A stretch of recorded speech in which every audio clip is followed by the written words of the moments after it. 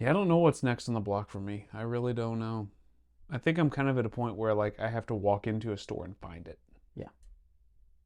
There's some pedals and stuff I could pick up, but there's nothing I need. You know what I mean? Mm-hmm. But I don't know. We'll see what happens. We can talk more about it later. Okay. Well, let's get this thing started. Hey guys, before we start this episode, we're starting off the new year right. We've got some merch. There's links down below. You guys can check it out. Or if you don't want to, don't check it out. Yeah, do whatever you want. All right, let's get back to that episode. See ya. Hey guys, welcome to Tone Bros. My name's Casey. I'm Colin. We're going to get started with our current topic of the day, which is a little bit in the past. Yeah. But it's the Wampler ReWired. Yeah. So it's just like the last hot wired, except for now you can switch the order of the pedal. And instead of the fatter, and fattest switch, you have just a knob. Yeah, which I think is a great idea. I think he did say he tweaked it like ever so slightly once again because it's always changing. Right. Every version he's put out, I think he's tweaked slightly. The version that we are most familiar with is the version right before this. Mm-hmm. And what a great pedal. We've talked about it before. It can do it all. For like a 2-in-1 drive pedal, there's a ton of them out there now, Mm-hmm. but there's very few of them that hit the standards like this one hits, in my opinion. Yeah, this and the double barrel, I think, are like the two best 2-in-1s. Yeah. Yeah, probably so. Yeah, because even like the King of Tone, as great as the King of Tone is, It's kind of similar. it's pretty similar. I don't think it's as versatile Right. that's out there. People talk about the brown protein. Mm-hmm. And then there's like the D&M drive you've got. Right. BB Plus or whatever. Yeah, there's a lot of them out there. Some of the only other two that are kind of hid me right now thinking about, honestly, is that new Rocket Pedals, Phil X Signature Overdrive. Right. And then the Sean Tubbs Overdrive. Yeah. From Rev. I do wonder if I can't remember if the Sean Tubbs Overdrive, you can flip sides though. I think the boost might be dedicated to one side or the other. I don't remember. All I know is it's like a kind of a booster that you can tilt the EQ or something. Yeah, I'd have to look at it again. But no matter, we're not talking about that Yeah. stuff. We're talking about the rewired. So just about everything Wampler throws out there, we are game for anyway. Mm-hmm. But yeah, I would actually love to have this pedal. I think this is going to go on my small board. I think I'm going to have to buy one. Yeah, I think you're going to end up with it, and I'm going to steal it from him on occasion. I stole it. But great pedal. Love to see Wampler redoing that, because I think Brent Mason needs something a little bit different. You know? How long has he had a hot wired pedal out now for? I was about to say, like, at least, 10, 12 years? I don't know, maybe 15 at this point, since the early hot wireds. Right. So it's really cool. I love whenever people update things to give more functionality to something. Right. It's not just to throw it out there and this is the new version. Brent Mason's not trying to make a buck. Right. He probably called Brian and was like, hey, I need you to do this for me on one of my pedals because I need it for this occasion. And then after a few of those, Brian was like, why don't we update this thing and give everybody the options you have? So I think it's awesome. I'm really excited for it. And yeah, I hope you end up with one soon. I think I will. When I look at 2-in-1s, to me, it just makes the most sense for kind of the gigs that I'm playing right now. So yeah, and it's got that we didn't even talk about really what it is, but it's like a Plexi Drive-esque, Wampler's Plexi Drive pedal. It's kind of that platform. And then a Sparkle Drive. Into like a Sparkle Drive-esque type of thing. Yeah. There's a clean blend on it, the whole thing. Mm-hmm. So a little bit of a mid-hump there with that Sparkle Drive, which is awesome to have it before or after because you can really shape it. Yeah. I generally like my lower gain stuff stacking to my higher gain stuff, but if that pedal happened to make it to the end because that Plexi Drive's there, maybe I'd put the boost on the other side and use it as a solo boost. Right. It just kind of depends on what you're doing. I love the fact of being able to swap it. Mm-hmm. But anyway, you want to go ahead and move into your main topic? Yeah. So my main topic today is all about dynamics.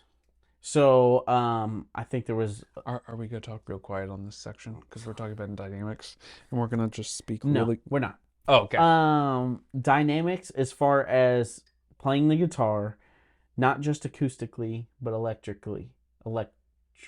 Electronically? Yeah, sure. But like, everybody talks about phrasing, and phrasing is like everything that you need for guitar soloing. But I'm talking about dynamics making or breaking you as a band. Why do you think dynamics is truly what makes me? I mean, I can speak for myself. Me, dynamics, if I see a band on stage that can play quiet and loud and they're all on the same page, I'm interested like 100-fold. But if I see a band that's not really playing with a whole lot of dynamics, I kind of lose interest. It's like just another band. So why do you think dynamics make or break a band or even just a player? Well, asking why, the quick answer is I have no idea why. But I can tell you when somebody's talking to you and they're just screaming at you the whole time, and you hear somebody talking in a crowd just screaming the whole time or whatever, you kind of like lose your ear for it. But if you've got somebody that can like come up and down with it talking, it's more interesting. You can grab someone's attention by being super loud, sure. But you can also grab someone's attention by getting super quiet. Right. And being able to modulate that is everything. I think if you don't have dynamics, it becomes kind of like monotoned almost. Like it doesn't matter how good you're playing, if everything's on 10 all the time, well, you got a problem. It's kind of how I think of like the super shredders. Like they're playing 50,000 notes a minute, but it all sounds the same and it's really fast. Yeah. I'm not inspired by that. I think that is some of the reason why Steve Vai sticks out in that world. Steve Vai is an incredible player, but he knows when to like bring everything back, clean it up, get real nice and quiet, and he can bring it up. Right. I do think that he does a very good job of that. He does. And I think it does bring out the best in people, and people that just run on 10 all the time. It brings out the worst in people. It's just... To me, if you're running on 10 all the time, it's kind of like, remember when Bukovac talks about sports bar blues? Yeah. That's what it makes me think of. Like, if you're on 10 all the time, you're a Stevie Ray Vaughan copy. Usually, that's kind of what you're doing, and you're just going to 10 all the time, and it's just the run-of-the-mill licks. Like, you're not really caring what's going into it. It's like going through the motions. Dynamics, for me, as a guitar player, makes me think about each individual note I'm playing. Also, it helps me, like, not play notes. B.B. King always said it's really the notes that... I think it was B.B. King. It was one of the Kings. Said it's also, like, all the notes you don't play. Yeah. You know what I mean? So I think dynamics it's even not playing. Right. You know what I mean? Having a lull in the note or something. Yeah, and I really got into that at one point and realizing how important... I mean, I've always known dynamics are important, right? You listen to music and you know that they're important. But when you see some live bands play and you see how drastic of a change a live band can make with dynamics, it's huge. We got into playing with our tones and volumes more a long while back at this point. And that's when I realized maybe my volume, my standard guitar sound, shouldn't be set with all my knobs on 10. Maybe I should back that to like 7 or 8. And then I can work up, and then I can still work down even lower than that. Like it's kind of a middle ground for me. Yeah. It might not work for everybody, but that's the point where I realized like, oh, I probably should work on some dynamics a little bit. I was, so I went to a ZZ Top show, 2 or 3 months ago. They had an opening band, and I can't remember who the opening band was, but there was just a guitar player on stage, and it was just this really quiet, like, intro acoustic with the vocals. And to me, your dynamic playing, being quiet on stage and everything, it also shows you're okay with being vulnerable. Yeah. Like, it shows you, like, I can sit, and it's almost uncomfortability because you're so exposed and quiet. You know what I mean? There's something to be said for that too. Yeah, like it's almost delicate. Yeah, we went to a show one time together, down at the Underdog, and we saw Mike Landau and Kirk Fletcher play. Oh yeah, perfect example. Incredible.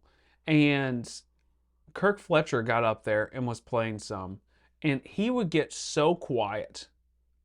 I mean, the whole band got so incredibly quiet. And what's amazing there is like the whole crowd. A lot of them are guitar players, right? Oh yeah, almost the whole crowd. Definitely musicians. they were just dead quiet also, because they were listening for every little attack of the note, everything. And you could hear a pin drop, and they got so quiet it was basically silent in there. It's sometimes. And it is uncomfortable, because then you want to play less notes sometimes, and you're playing very quiet. And then whenever they went full force, it wasn't like blow your head off loud. It was a solid, sound on the stage. But it was so dynamic and so interesting the entire night because they knew how to work dynamics. The bass player knew it. The drummer knew it. The guitar player knew it. Mike Landau, come on, he done the same type of thing too. Yep. And it was just a mind-blowing experience. It was just further affirmed dynamics and phrasing, of course, but dynamics is one of the most, if not the most, part of a band. I think, for the band, like I said, it kind of makes or breaks you. Because if you want someone interested, going 10, full sledgehammer the whole time is not the way to do it. Yeah. So, I don't know. I just thought it was interesting, something to talk about. Like, it's something also that I have to tell myself over and over. Like, don't forget dynamics. Don't forget dynamics. It is interesting because, like, you start playing a gig, and we know that we need to play with dynamics, right? But you get in, like, the heat of the moment. And, like, I find myself, my volume on 10, and I'm, like, halfway through a song, and I'm like, whoa. Yeah. Calm down. Let's back that gain and that volume down a little bit. Also, when you have bandmates that are kind of rising up that volume through the night, it's a little harder to do that. It is harder. But it takes it's kind of like phrasing, like you said. It takes the vulnerability is a good word for it. It takes, what's the word I'm looking for? It takes, like, Think. I'm not thinking, you think. You have to think, it's your job. It takes a lot of gumption to be able to, like, keep your dynamics, like, active all night long. Right. Yeah, I think if more bands played with more dynamics, I think this whole sound issue we have with stage volume might not be a thing. I agree. We got to have stage volume for drums to play. We got to have stage volume if you're going to have an amp on stage. But I think if people use dynamics the right way, I think it would probably help. Yeah. So, yeah, what a great topic, though. Yeah, I think it's super important. And you guys might have some other things that you feel like is a make or break for a band, too. So, or maybe some ways to kind of help, like, make your dynamics more, like better. Show your dynamics better. Yeah, and to me, like you said, the volume knob's a big one on guitar. Your pick attack. If you're using a pick, your fingers. Like, all those things make a big difference. So. Yeah, absolutely. Okay, well, let's go ahead and move into my gas or pass. Okay. So my gas or pass, I know you just peeked at this slightly. Yep. Because I'm not sure that a ton of people have seen this out there, and I wasn't for sure if you saw it, so I sent it to you to say, hey, take a look at this. We're going to talk about it. Okay. But it's these new Jeff Senn guitars that Eastman's making for him. They kind of remind me of, I'm going to get this mixed up. I think it's the non-reverse Firebird. Okay. Yeah. Or maybe it's the original Firebird. I don't know what it is. Right. Non-reverse, reverse. That whole thing is very confusing. It's confusing. Yeah. Yeah. But yeah, the original design of a Firebird. Yeah. And there's two of them out there. There's one with humbuckers. The one I sent you to look at was two P90s. Mm-hmm. It has got like a Strat vibrato in it. And then it's a three-way switch with a volume and a tone. The three-way switch is real cool. It's weird looking, yeah. It's got like a little cantilever kind of thing versus a normal three-way switch. Right. The body's ash. And the neck is maple. But it's a Gibson scale link rosewood with fretboard. a rosewood fretboard. Yeah. So it's kind of got a little bit of Fenderish with the ash and the maple neck. And rosewood fretboard kind of falls on both camps. Yeah. But the scale length is Gibson. I don't know. What's your thoughts on this? They're coming in at $1,500. For that price, it's not bad at all. No, and it's not. I think it's poly finish. It's made overseas and all that type of stuff. Yeah. Which in that price range, I would expect that. Right. But yeah, what's your thoughts? Yeah, I think it's a cool idea. I mean, you think about dual P90 guitars, right? Jazz Masters. You think about Les Paul Specials. You think about like 50s gold top Les Pauls. You think about some Firebirds. But you don't think a whole lot about just like different unique shapes.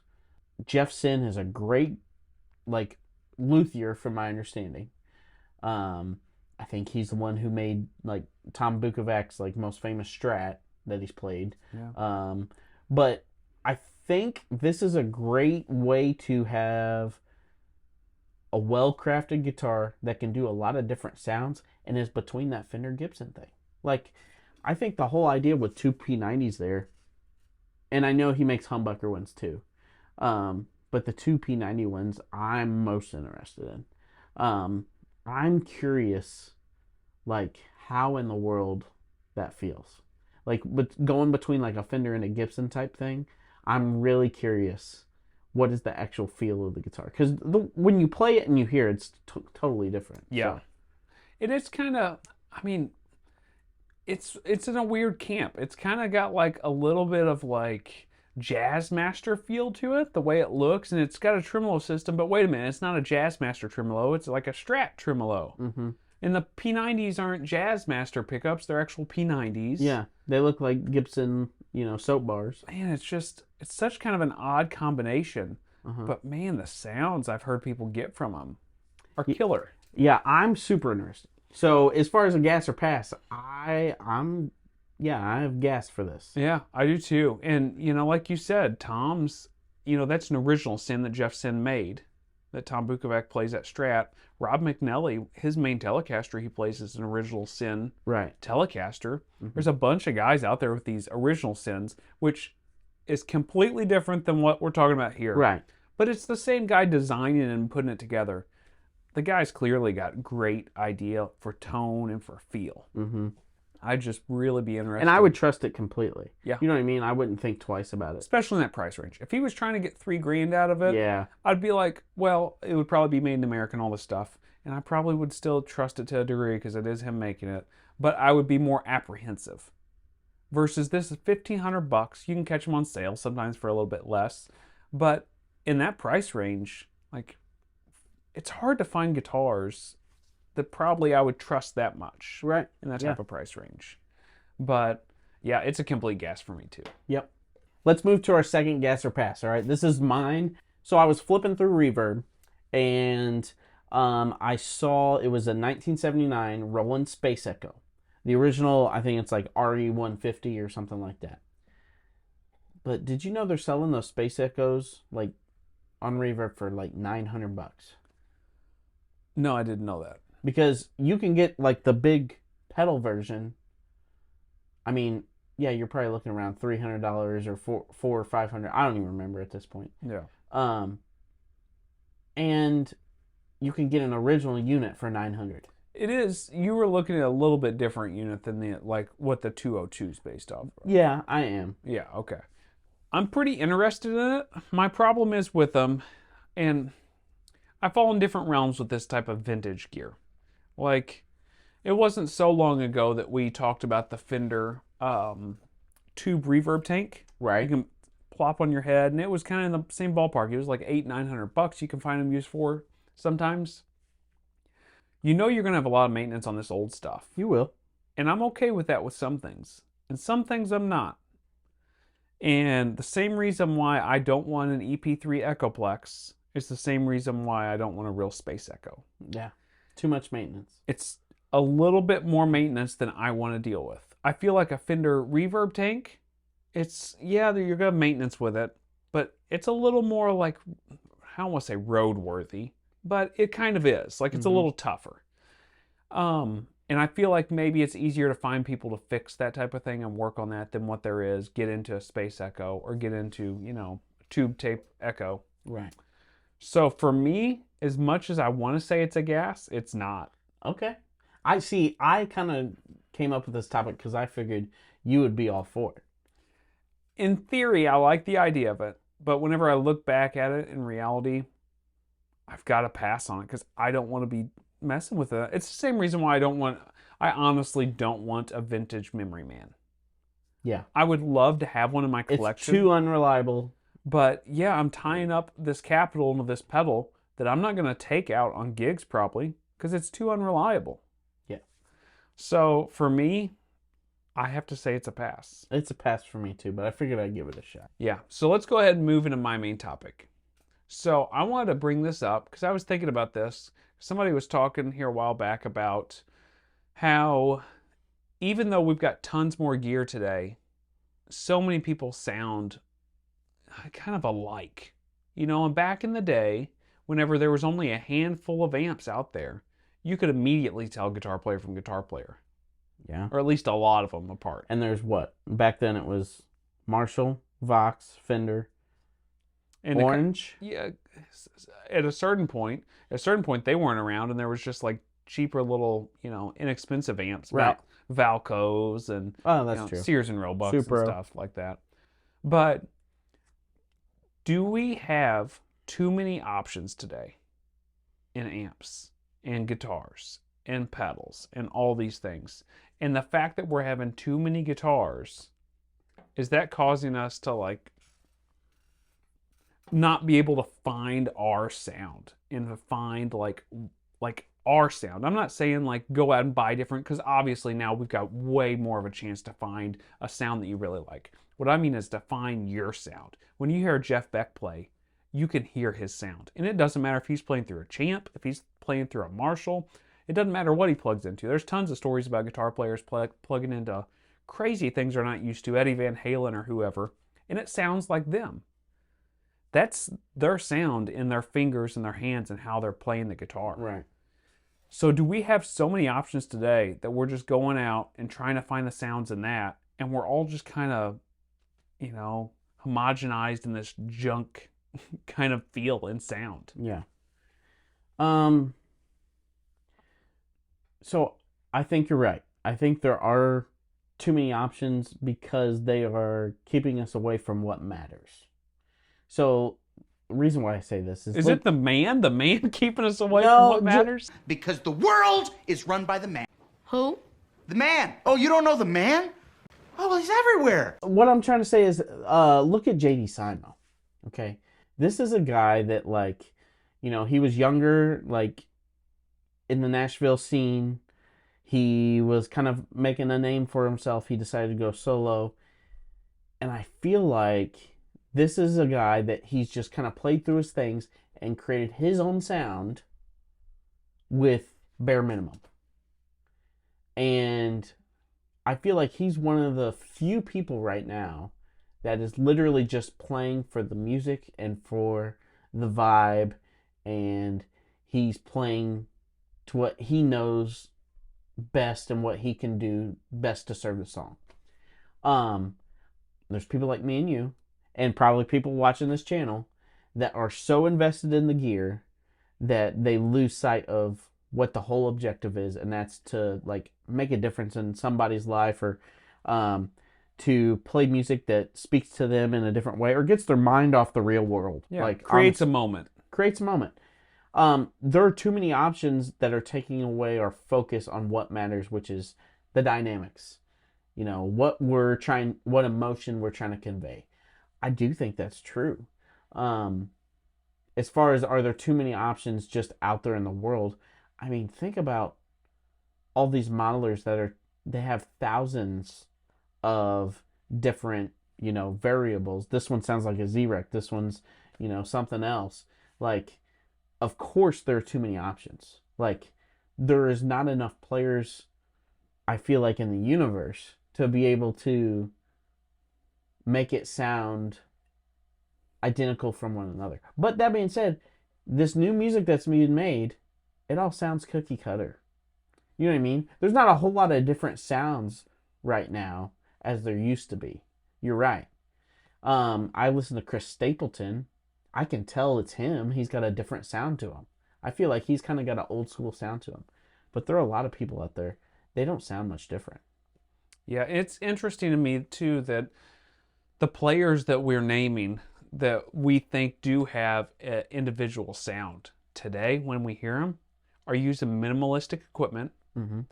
And most of them are still using the same equipment these legends in our space use to make their own individualistic sounds. No matter who it is, Clapton or whatever. JD Simo went through that whole phase of using all these Marshalls and getting, if you go back and watch his oldest rig rundown, where he starts talking about all like the individual tubes he was using, those Marshalls. He was getting crazy with it. And he was playing that big full Marshall stack. He got in the weeds, to say the least. Yeah.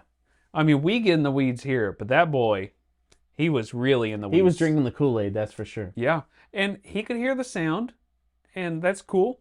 And, you know, if we were sitting there right next to him, maybe we'd hear the sound, maybe we wouldn't, maybe we'd feel it, maybe we wouldn't. But the point is, like, he went all down that whole road. When he came out the other side, because he had the Don Kelly gig before that, right? He had a Fender Deluxe, and he plugged straight into that That's thing. it. That's all he had. When he came out the other side, he started playing a Fender Deluxe again. And now he's playing a Headstrong, which is essentially a Princeton with a 12-inch speaker.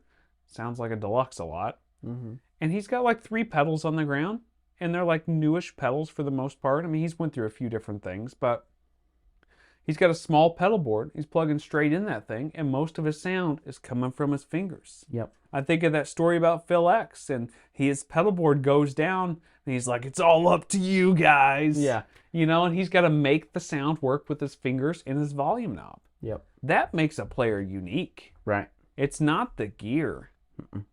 So, do we have too many options that's like blinding us to thinking the options is the sound and the choice?